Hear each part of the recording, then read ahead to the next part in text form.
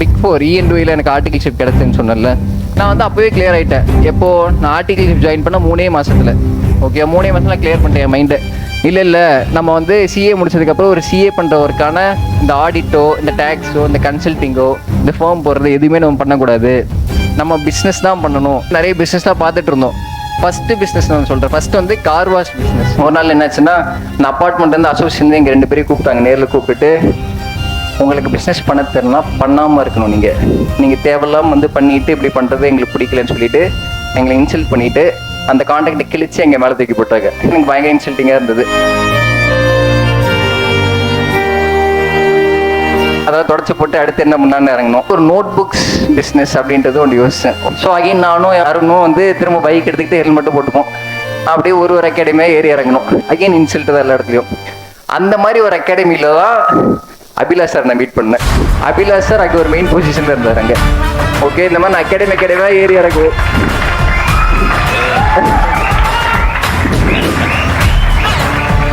ஐடியாலாம் ரொம்ப நல்லா இருக்குப்பா, நான் ஷுவராக உங்களுக்கு டிஸ்கஸ் பண்ணிவிட்டு ரெவர்ட் பண்ணுறேன் அப்படின்னு சொன்னார். 1 வாரம் ஆச்சு. ஓகேவா, 1 வாரம் ஆச்சு, எந்த ரிப்ளை வரல. 2 வாரம் ஆச்சு, எந்த ரிப்ளையும் வரல. 1 மாதம் ஆச்சு, எந்த ரிப்ளையும் வரல. 2 மாதம் ஆச்சு, எந்த ரிப்ளையும் வரல.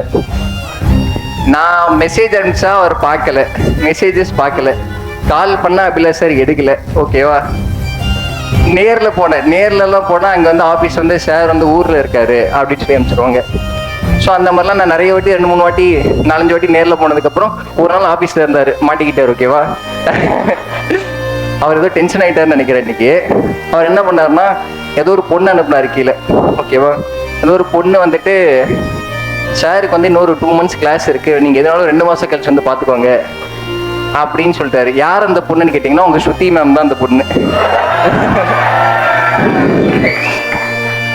ஓகேவா, சரி, எனக்கும் அருணுக்கும் செமக்கும். ஓகேவா, இன்னும் ஒரு ஓவரா பண்ணுறாரு அப்படிலாம் யோசிச்சுட்டு இருந்தோம். கோவப்பட்டு என்ன யோசிச்சு, நான் ஒரு நார்மல் பர்சன், அவர் நார்மல் பர்சன், அவர் ஹை பொசிஷனில் இருக்க, நம்மளால ஒன்றுமே பண்ண முடியாது. இது வந்து என் பெருமையை சொல்கிறது கிடையாது. நான் வந்து இது ஏன் சொல்கிறேன்னா, நான் வந்து ஒரு 19 வயசில் நான் வந்து ஃபவுண்டேஷன் முடிச்சிட்டேன்.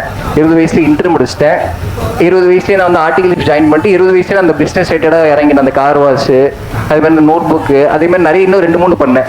22 வயசில் சிஏ பாஸ் பண்ணிவிட்டு 22 வயசில் சிஇஓ சார்ஜ் எடுத்துக்கிட்டு அதுக்கப்புறம் 23 வயசில் சிஇஓ பொசிஷன் வேணாம். இப்போ தான் நானும் அபிலாஷ் வந்து ஐகாம் கிளாஸஸ் ஸ்டார்ட் பண்ணி டேரக்டர் ஆகிருக்கோம்.